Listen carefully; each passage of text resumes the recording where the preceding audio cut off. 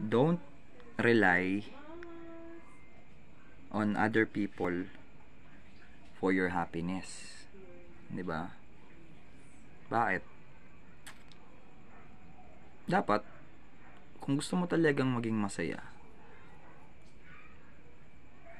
simulan mong maging masaya sa sarili mo, 'di ba? Kasi pansinin mo yung mga tao na nahuhook nila yung mga tao na sumama sa kanila.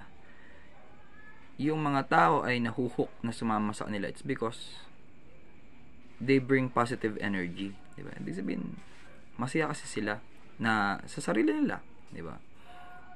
Kapag masaya ka sa sarili mo, you can draw people towards you. Isipin mo kung troublemaker ka. Palagay mo lalapit ba yung mga tao sa'yo?